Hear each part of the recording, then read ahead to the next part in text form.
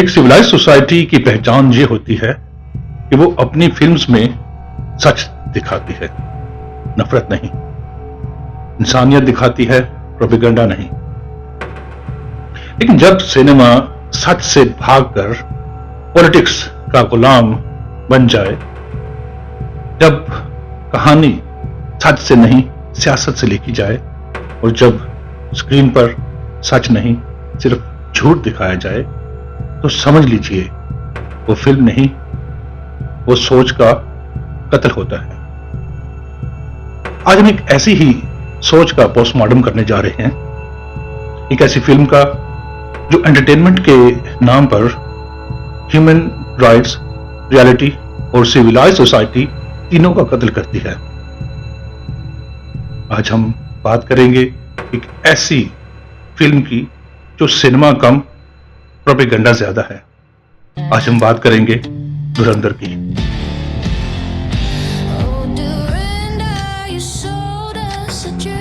धुरंधर Indian film industry का cheap mindset.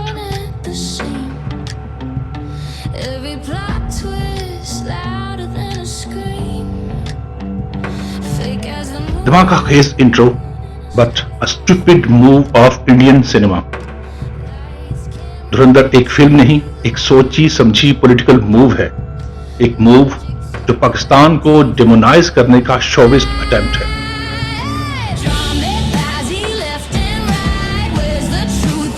Indian film industry की नफरत अंगेज क्रिएटिविटी और कमजोरी को एक्सपोज करता है और उनकी पॉलिटिक्स की डेस्परेट प्रोपेगेंडा स्ट्रेटेजी को साफ दिखाता है।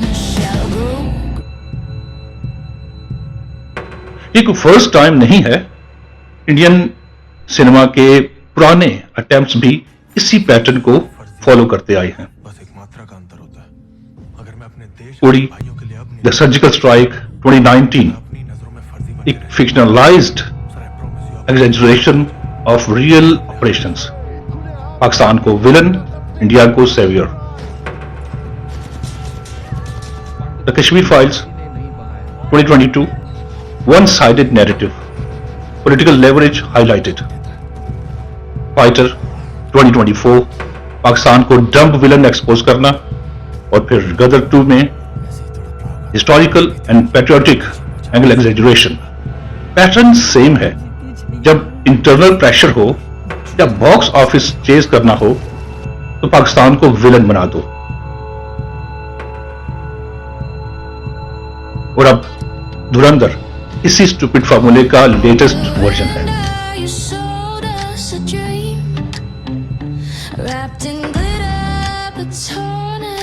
एक फिल्म जो 214 मिनट्स का एक्सटेंडेड प्रोपेगेंडा मशीन है, जिसमें पाकिस्तान की सोसाइटी, कल्चर और पीपल को एक क्रिमिनल एंड टेररिस्ट क्रिएचर्स में बदल दिया गया है। ये फिल्म देखकर लगता है इंटरनेशनल लॉ भी इंटरमिशन में ही चला गया।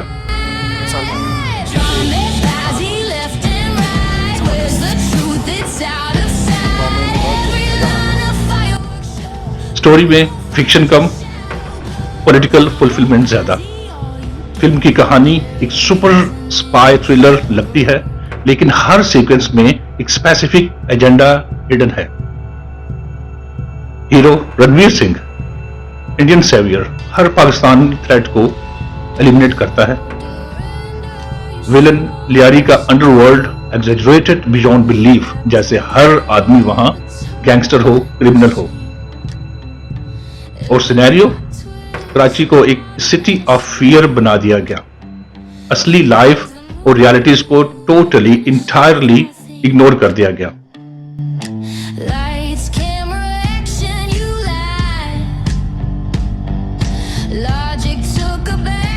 स्क्रिप्ट पाकिस्तानी आइडेंटिटी को नेगेटिव लाइट में दिखाता है और इंडियन हीरो को मसीहा लाइक पोर्ट्रेल मिलता है। ये क्रिएटिव फेलियर नहीं, स्ट्रेटेजिक स्टूपिडिटी है। स्टोरी से ज्यादा एजेंडा डोमिनेट कर रहा है। Now let's talk about reality and some facts. Real people and places were completely misrepresented. वाले पूरी दुनिया पर छा गए। छोटे से सुराख बनाए ना, इससे मोहम्मद राफे साहब इस सारी बुलंदियों को छू कर आ गए माशाल्लाह। जी अल्हम्दुलिल्लाह। लेकिन आज का पूरी दुनिया में पाकिस्तान का परचम ले रहा है। और दूसरी ट्रॉफी मेरे भाई के हाथ में, क्या बनकर आए हो तुम? फिल्म में लॉजिक सिरे से है ही नहीं, बल्कि ये कहना ज्यादा सूटेबल होगा कि जहां लॉजिक खत्म होती है, धुरंधर का सीन वहां से शुरू होता है। क्योंकि लियारी हिस्टोरिकली और कल्चरली वाइब्रेंट और रिजिलियंट कम्युनिटी है, फुटबॉल एंड म्यूजिक टैलेंट का हब, पॉवर्टी के बावजूद कम्युनल रिस्पेक्ट और courage, diverse ethnic and social composition. लेकिन धुरंधर में Lyari full of crime and terrorism, हर यंग मेल गैंगस्टर, हर बिल्डिंग हाइड आउट। 1971 के जंग के बाद पाकिस्तान में इस अप्रोच को कहते हैं director assassination of a real community. यानी इंडियन फिल्म इंडस्ट्री ने कैमरा उठाया और पूरी कम्युनिटी को विलन बना दिया। एक्टिंग में noise without soul, Ranveer Singh over acting के एक्सट्रीम लिमिट तक, ज्यादा ब्लड, ज्यादा गुस्सा, ज्यादा drama, emotion manipulation but not genuine connection. Akshaye Khanna strongest part और सैडलिटी, लेकिन ये भी फिल्म के कैओटिक नैरेटिव के नीचे दब गया। इंटरेस्टिंग फैक्ट, लियारी का क्रिमिनल लोकल था लेकिन हीरो इंपोर्टेड निकला। डायरेक्शन, इंटेंस सिनेमेटोग्राफी, डार्क न्यून लाइटिंग, बैकग्राउंड म्यूजिक सब इमर्सिव है, लेकिन स्टोरी और रियलिटी के लिए फेक इंटेंसिटी क्रिएट की गई। वायलेंस का excessive use, box office plus patriotism is the only main objective. Emotional manipulation, India versus Pakistan. Story telling, artificial stressed and unnecessary dramatic movements. Result, धुरंधर बोलता कम, चीखता ज्यादा है। यहां तक तो बात थी फिल्म के जो कि बॉलीवुड की इंतहाई चीप मेंटेलिटी और माइंडसेट का अक्स है। अब बात करते हैं फिल्म के सबसे सेंसिटिव और डिसऑनेस्ट पार्ट की तरफ। लियारी गैंग वॉर्स कोई सिनेमैटिक फिक्शन नहीं, ये एक लोकल डॉक्यूमेंटेड क्रिमिनल हिस्ट्री का हिस्सा है। और रहमान डकैत, जिसे धुरंधर में ऑलमोस्ट इंटरनेशनल लेवल विलन बना दिया गया, उसका खात्मा पाकिस्तान के अपने लॉ इन्फोर्समेंट सिस्टम ने किया। यह एक ऑन रिकॉर्ड फैक्ट है कि रहमान डकैत पाकिस्तान पुलिस के ऑपरेशन में मारा गया था। और इस पूरी स्टोरी में, इस पूरे वाकये में ना कोई इंडियन स्पाई इन्वॉल्व हुआ और ना ही हो सकता था, इसलिए कि पाकिस्तान का security and law enforcement system इतना शार्प और इतना स्ट्रांग है कि स्पाई तो बड़ी दूर की बात, बॉर्डर लाइन पर चिड़िया भी पर नहीं मार सकती। लेकिन फिल्म क्या दिखाती है, फैक्ट्स को साइड पर रखकर इंडियन स्पाई को हीरो बना देती है। और यहीं से एक और सीरियस सवाल पैदा होता है, जब पाकिस्तान अपने क्रिमिनल्स को अपने सिस्टम के जरिए हैंडल कर सकता है, तो इंडियन को इस कहानी में घुसने की परमिशन किसने दी? खासतौर पर जब इंडिया खुद गैंग वायलेंस के सीरियस प्रॉब्लम से दो चार है, तो वह अपने मुल्क के इश्यूज को इग्नोर करके पाकिस्तान के इश्यूज को रिजॉल्व करने आएगा? और पाकिस्तान क्यों उसे अलाउ करेगा ऐसा करने के लिए? ये तो वही बात हुई, अपने घर के मसाइल पर साइलेंस, दूसरों के घर पर बैकग्राउंड स्कोर। अब आते हैं इंडिया की इंटरनल गैंग रियलिटी की तरफ। यह बात किसी प्रोपेगेंडा का हिस्सा नहीं, यह इंडिया की अपनी डॉक्यूमेंटेड रियलिटी है और फैक्ट है कि हंड्रेड्स और थाउजेंड्स की तादाद में ऑर्गेनाइज्ड गैंग्स मौजूद हैं। हरियाणा, उत्तर प्रदेश, बिहार, महाराष्ट्र, पंजाब, ये वो रीजन्स हैं जहां gang rivalries, extortion, contract killing जैसे ऑर्गेनाइज्ड क्राइम्स इंडिया के अपने सिक्योरिटी इश्यूज का हिस्सा हैं। हरियाणा जैसे स्टेट में गैंग कल्चर सिर्फ स्ट्रीट्स की हद तक महदूद नहीं बल्कि पॉलिटिक्स, रियल एस्टेट और बिजनेस इंडस्ट्रीज तक फैला हुआ है। सवाल यह है कि क्राइम कहां नहीं होता? क्राइम हर सोसाइटी में होता है।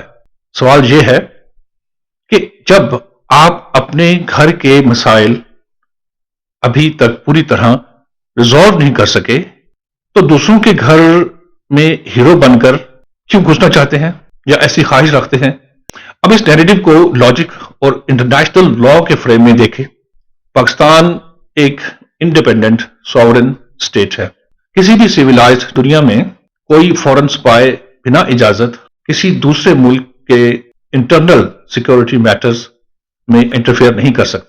और धुरंधर का ये नैरेटिव एक मजाक या किसी जोक से ज्यादा नहीं कि इंडियन स्पाई पाकिस्तान के अंदर आकर ऑपरेशंस करते हैं और क्रिमिनल्स को एलिमिनेट करने की कोशिश करते हैं। यह सिर्फ पाकिस्तान की सॉवरेंटी पर सवाल नहीं, ये पूरे इंटरनेशनल सिस्टम का मजाक है। और यह मजाक वो इंडस्ट्री कर रही है जो खुद अभी तक अपने मुल्क के अंदर के टेररिज्म, गैंग वायलेंस और ऑर्गेनाइज्ड क्राइम, पॉवर्टी इश्यूज और लॉ एंड ऑर्डर के मसाइल पूरी तरह हैंडल नहीं कर पाई। रही बात पाकिस्तान की, तो पाकिस्तान की आर्मी और पुलिस किसी भी एंगल से ना कमजोर है ना डिपेंडेंट। लियारी जैसे अर्बन और स्मॉल कॉन्फ्लिक्ट्स और क्लैशेस इनके लिए कोई मसला नहीं। रहमान डकैत का खात्मा इसी कैपेबिलिटी का नतीजा था। लेकिन धुरंधर क्या दिखाता है? एक तरफ पाकिस्तान को इनकैपेबल और क्याटिक दिखाता है और दूसरी तरफ इंडियन स्पाई को over smart, over glorified super hero बना देता है। ये सिनेमा नहीं, सिनेमैटिक एरोगेंस है। और ये कॉन्फिडेंस नहीं बल्कि सिनेमैटिक ओवर कॉन्फिडेंस है।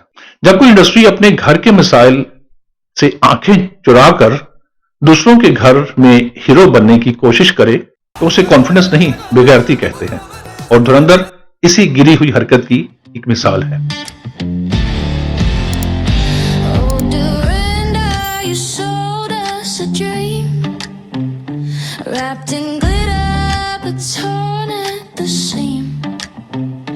Every plot twist louder than a scream, fake as the moon in a sci-fi theme. Lights, camera, action, you lied. Logic took a backseat for the ride.